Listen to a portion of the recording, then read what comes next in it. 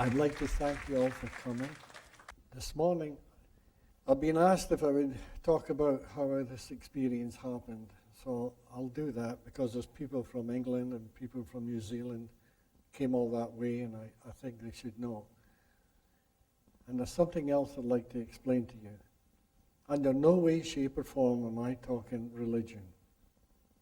And if you are a religious person, immaterial what it is, if you hear what I'm saying, you'll understand your own religion more than you've ever heard in your life. So I don't want to do that, and I don't want to talk about politics. I just want to talk about truth.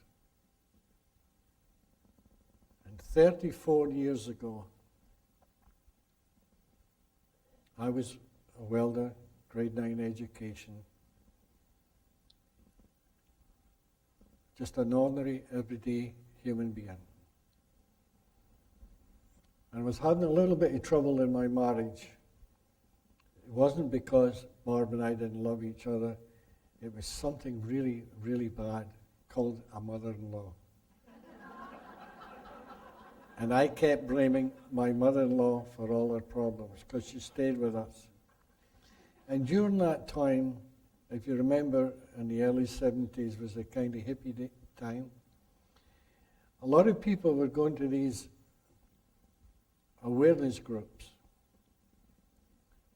And people, my friends, would say, why don't you go to one of those groups and just see if you can get some help? Well, we were really scared of that because everybody we knew that went to those awareness groups were getting divorces. And we figured, well, that's not much help. That's the last thing we want is a divorce. So it scared us. But anyway, through time, people kept egging us on. And I heard that this #1 psychologist from New York was going to a place called Cold Mountain for a long weekend. And it wasn't too far from where we lived. So we thought, well, if we're going to go, we're going to go at the best. So we took what money we had and we registered. A week later, we chickened out. We phoned up and said, we've changed our mind, we don't want to come. We were too scared. So 2 weeks later, we decided to go again. So we phoned up and re-registered. A week later, we phoned up and said, we've changed our mind. The third time, we phoned up, re-registered again, and the woman says, is this Sid Banks from the Nanaimo? And I felt so ashamed. I could never back out. So off we went to this awareness group thing for a weekend. It was a beautiful situation. It was incredible trees and mountains, and it was on the ocean. It was really, really beautiful, nice accommodation. And we thought, boy, this is what we need. You've got to rest at the same time. So the first day there, we just got introduced and told all the rules and regulations, etc. And we went for supper that night. And sitting with us at the supper were these young couple. So we introduced ourselves to them, and the young man was a psychologist with his girlfriend. So we started to talk, just general talk, and I was a nervous wreck because this head man that had come from New York was so well known that therapists from all over Canada and all over the United States came. And here I am, a grade 9 welder. I was petrified. So anyway, I'm talking to this young man, and after the supper, the four of us walked down the beach. And naturally, he's a psychologist, and I wanted to get all this out, and I wanted to really prove it was my mother-in-law. So I started to tell him how nervous I was and how insecure I was all my life, and I told him all the reasons of my past, my childhood, why I was in this state. And he turned around to me and he said, you know, Sid, I'm the same as you. I'm a nervous wreck. And I thought, well, this is impossible. He's had all this education, he's a psychologist, and he's telling me he's a nervous wreck. I found it hard to believe. But anyway, that's the way it was. The following morning, we went to this so-called help group, and it started. And in those days, they used to tell you, be up front. Now, that meant whatever you thought your wife was or your husband was, you could get it out and curse and swear at them, and it was pandemonium. It was like being in a zoo in the monkey cage. It just terrible.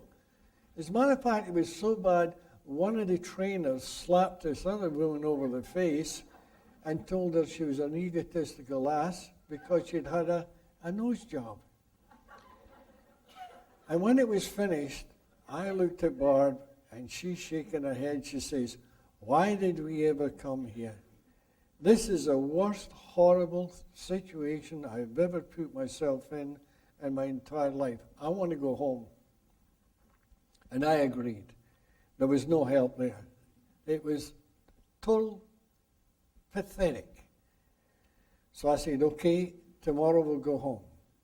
But we had to wait till 2 in the afternoon before the ferry came to take us back. So that evening, we went for supper again. We're sitting beside the same young man. And after it was finished, we stood up, walked outside, and here's where the mystery starts.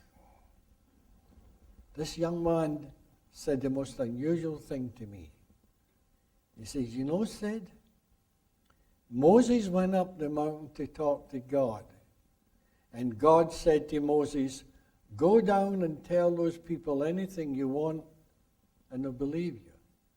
And you told me last night you were an insecure person, and I've never heard such nonsense in all my life.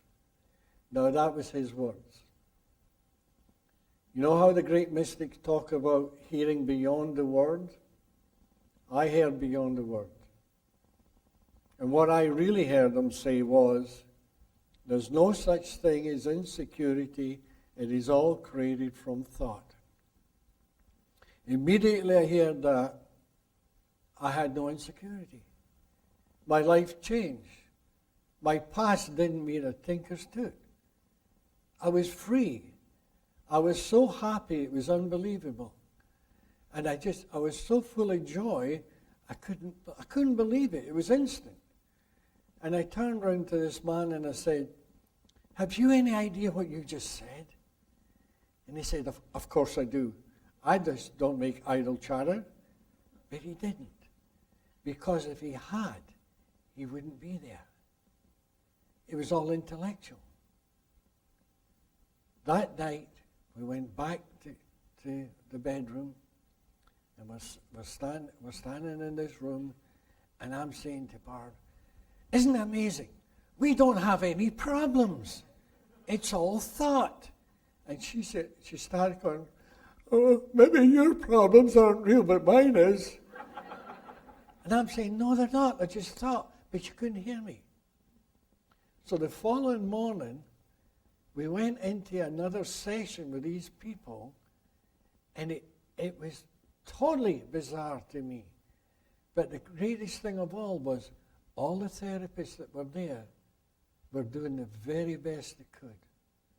They were talking in this world where they'd been taught. They wanted to help everybody, and they were doing the best they could. That's what I saw. But Barb didn't see that. She just saw them as a bunch of idiots, just creating trouble. And I'm saying, no, babe, they're doing their best. This is the world. It's a world of thought. She couldn't see that. And all the way back, she's saying, never have I ever wasted money so much in all my life. Money that we can ill afford. It's just a waste of time. So we got home, and the following day, decided to take Grandma, which by this time looked a lot better to me. We took her over to Salt Spring to a little family cottage, and we in the cottage, got it all set up. The two ladies were making supper, and I was sitting reading the Sun newspaper. And the ladies were in the kitchen, and I could hear them talk. And that same kind of hearing came over me again. And I heard beyond what they were saying. And I knew they didn't know what they were saying. So I burst out laughing. My mother-in-law, she comes rushing into the living room like this, quite cocky. May I ask what's so funny? Well, you didn't laugh at Grandma. That was a no-no. So I didn't say anything. I just sitting there. So the two ladies sat down in the living room, and if looks could kill, I was a dead man. And I thought to myself, boy, I'm in trouble with two women here. I've got to try and get myself out of this. So I stood up to explain to them why I was laughing. Instead, I looked out the picture window at the ocean. And all of a sudden, it was like I was losing control of myself, and I was being sucked down this tunnel. And right there and then, I realized the true nature of what you call God. At that moment, I realized the true nature of what you call divine mind. And I was shrouded in white light, buzzing white light. It was just like I was in the middle of it. And I turned round to Barb and I started to cry. And I said, I'm home, I'm free, I've made it, I've conquered this world. This means to say that you and I will be traveling all over the world, and I'm going to change psychology and psychiatry forever, way beyond anybody ever even dreamt of. Now, you can imagine. These two women just stood there, dumbfounded, because they thought I had flipped. I'd definitely lost my marbles. But what I realized when I had that insight, when in the middle of it, I realized, and this is very important, because what I realized was life was a divine dream, suspended within the boundaries of time, space, and matter. Now, at the beginning as I talk, I'd talk in a mystical manner. It sounds mystical, but it's so logical, so simple, that's what's making it mystical. And I'm sure that most of you will never get it. You'll never understand what I'm saying. But if you get a nice feeling, you're getting it. If the intellect comes in and says, oh, I know what you're talking about, and you get angry, or you get a little put off at me, you're not getting it. I remember once I was talking to about 200 people. And this lady got up halfway through it. She says, Sid, may I say something? I said, yes, what is it? She says, I don't know one damn word you're talking about. And I said, that's good. She says, what do you mean good? I came here to hear you, and I don't know what you're talking about, and you're saying that's good? I said, yes, it's good. And she says, I don't get this. And I looked at the audience and I said, well, everybody in here, please raise your hand if you don't know what I'm talking about. One hand went up. One hand said they knew what I was talking about. And that one hand argued with me all night. Because I'm not talking to your intellect. I'm not interested in what your problems are. I'm talking to a divine wisdom. And there's another thing. Sometimes I'll say divine wisdom, divine this or divine that. Because I'm with psychologists, I'll say universal. And some people might say, oh, I don't like that universal thing. Why don't you say divine? So I'll switch. Then somebody will say, I don't like that divine. I like universal. So you can't please everybody. And this is why I'm telling you, ignore my words. Please ignore my words. Listen for a feeling. Because I am not talking to your intellect. I'm not interested in who you are, what you've done, what you will do. I'm not interested in that. I'm interested in what's inside you. And what lies inside you is a divine wisdom. And divine wisdom is an intelligence, a divine intelligence before the contamination of human thought.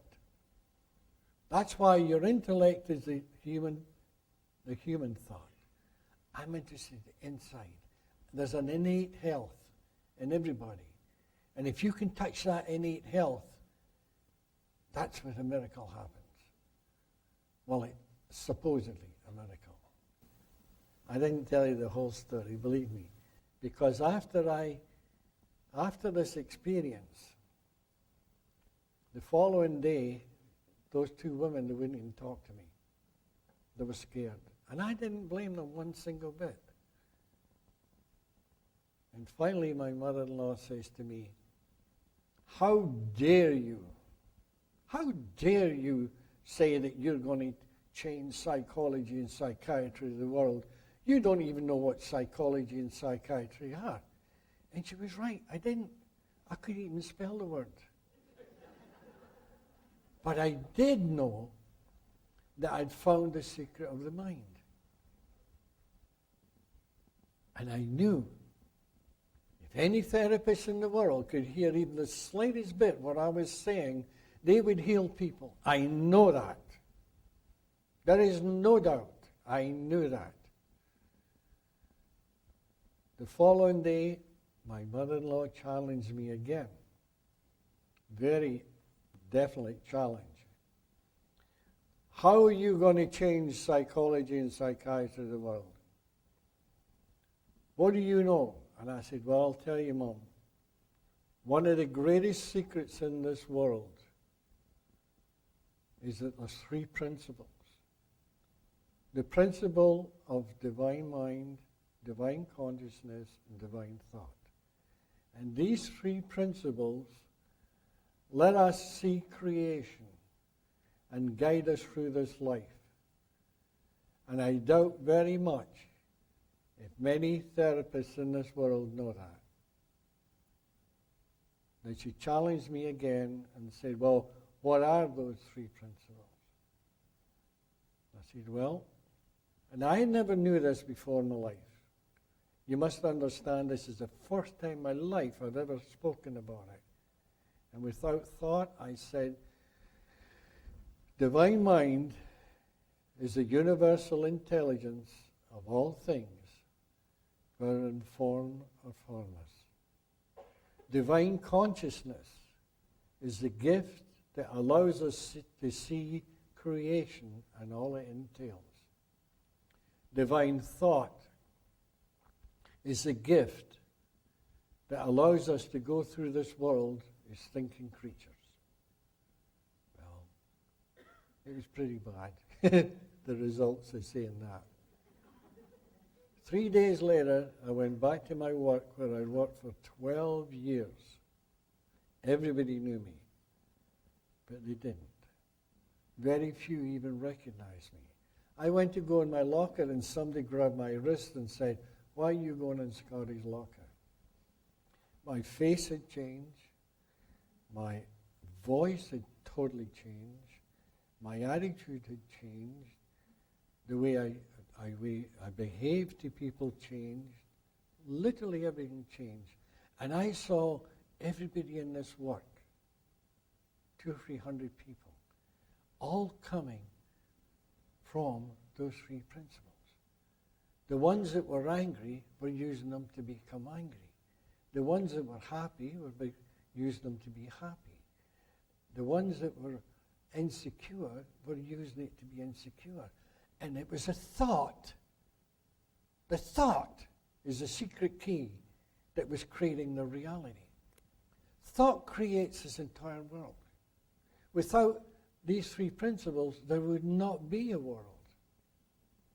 You create this world that you live in through thought. This is the greatest secret on earth. Now, later on, I started to realize this is not just for psychology and psychiatry. This is for the world. Because this is the human behavior. It's the secret to life. Because you see, what I realized that day was God was the energy of all things, whether in form or formless. So before creation, there's a formless energy. And from this formless divine energy, all life is created. And here lies the answer. Now you might say, well, what's this got to do with me? I'm a psychologist, I'm a psychiatrist, I'm a social worker, I've got a problem with my marriage. This is the answer. Because it wakes up your wisdom. Now I know ordinary people with no training whatsoever, zero, who were mixed up, lost people, lost souls, and they come and listen to me. And I'd say to them, I'll tell you what. And a lot of them were unemployed, some of them were even hippies. And I'd say, if you hear this much, just this much, what I'm saying, you will be traveling all over the world. You can talk to the high echelon of the greatest companies in the world. You can talk to psychiatrists, psychologists. You can teach anybody in the world. And they say, that's impossible. Say, you're really going too far. But it's not. Because today, that's exactly what these people are doing. But when they go into a company that's in real big trouble, or they go into jails that are in trouble, they don't try and tell you how to run your company. Or if they go into a university, they're not trying to tell you how to be a psychologist or psychiatrist. That's none of their business. They don't know anything about it. And you think, well, if that's so, how can they help them? You know how they do it? They talk to the wisdom that's inside you. And they bring your wisdom alive, and when it comes alive, then you become wise. You become a wise doctor, a wise businessman, a wise policeman, a wise anything, because it's your wisdom. And that wisdom that's inside is 1,000 times more powerful than the intellect. Because you are connected. See, when you're born, you come in from really nothing. You come into a world of form. And that world of form, as soon as you come in, you start using the three principles. When these three principles, you see this divine illusion.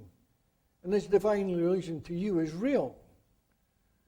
And you work through this divine illusion, and the name of the game is go find yourself. Now, the Eastern philosophies, they'll say the idea, go find yourself. Now, people go all over the world looking for themselves. But they'll never find it, because that's not what they're talking about. That's a metaphor.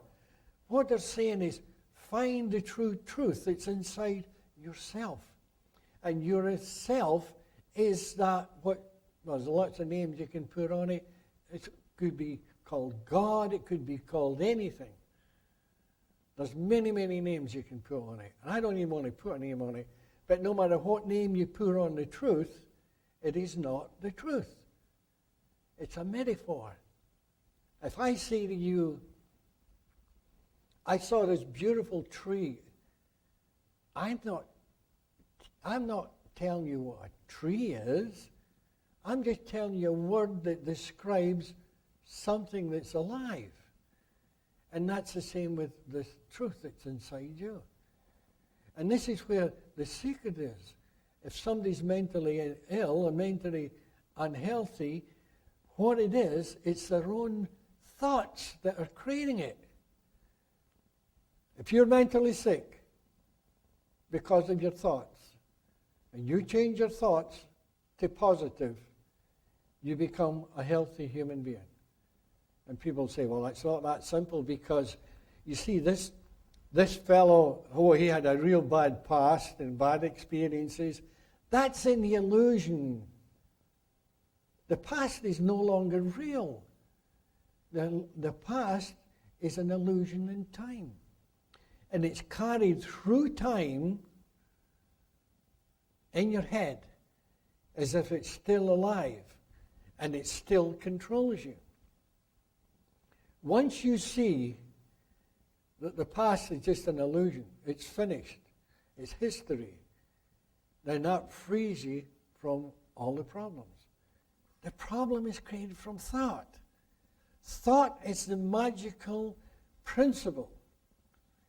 If you're a therapist, you don't have to worry about consciousness because you're already conscious. You don't have to worry about mind because you've already got a mind. All you have to work with is thought. Whatever you think will be. Whatever you think the world is, that's what it is. And this is where the great mystics of the world talked about everybody living in separate realities. All you people here today, there's not one of you living the same reality. Because you've got a freedom of speech. Not the freedom of speech, I'm sorry. The freedom of thought. That's what you call your free will. We all think differently, but we all use the same principles. But if you can find out the essence of these principles, then this is where you'll find your health. This is where you'll find the problem to your marriage. This is where you'll find the problem to when you work, what you do for a living. It doesn't matter. We want you to become wiser because you lift the consciousness. When you lift the consciousness of human beings, they become consciously aware. Now, I've had people say to me, Sid, this is nothing new. You go down to the library, you go into a bookstore, and you'll find 100 books all written about consciousness. I've never seen one. You go to the library, you go to the bookstore, and you get those books read enough, and they might be 2 inches thick by this big. But what they're doing is they're talking about what you do with your consciousness, what you do with your thoughts. It's not the essence of consciousness. And finding out what you do with it is of no value. It's no value. You've got to find what consciousness is, what thought is. What is this principle that's so important? What is this divine principle? Now, if you get a book and it's mystical, maybe you'll find it in there where some mystic is talking about the world being an illusion. You have heard about, I'm sure most of you have read a book talking about the Great Awakening. When somebody has a great awakening. Well, that's what I'm talking about. They awaken from this divine dream to realize they're the dreamer. Everybody's only one thought away from finding what you call enlightenment. And you know what the ironic thing is? That one thought is the state of no thought. No thought from the personal mind. The personal mind goes to sleep for that split second. And when the personal mind goes to sleep, what's left is divine thought, purity of thought, which gives you the answer you're looking for. But in the meantime, if you just get a little tiny bit of it, a glimmer of it, it will change your mind. It'll change your life. How can I explain this? Okay. Just imagine that all of us, and all of life, there's a 3-foot wall, a 3-foot thick wall, and it's maybe 10 feet high. And you're at the bottom and you're looking at this wall. And all you can see is a dark wall. That's the people that are really, really suffering. That's the people that you doctors are trying to help. They're down on the bottom looking at this wall. Somebody comes along with a ladder, puts it against the wall and says, I want you to climb up this ladder. And the fear stops them. Fear always stops you from going from one level to another. Always. And it's when you conquer that fear, you go through it. They get up in the first rung. Now they're already away from the wall a little bit, so it's a little bit better. They go up higher, higher. Then all of a sudden, they see very, very little, and they see beyond the wall, there's a little bush, and it's green, and a bit of sky. And they say, wow, I didn't know life was like this. And the mystic will say, well, I told you it was there. Well, why didn't you tell me before? I say, I've been telling you for years, but you won't listen. All those wise people from the beginning of time have always said this. So anyway, through time, you start going up the ladder. And each rung of the ladder is a level of consciousness. You go up the ladder another rung, and you see beyond the bush, and there's lawn, green lawn, and there's trees. You keep going up, then there's beautiful skies and lakes. And all of a sudden, you get to the top of the ladder, and everything looks beautiful. You're seeing the world as is. And you're standing on top of this wall, and you're saying to people, why don't you come up here? The sun's shining. What sun? There's lakes. What lakes? They don't see it. And it's not until they start walking up. Then, when you get to the top, you realize there is no wall. It's all an illusion. You were at the top of the ladder all the time. And that's how it works.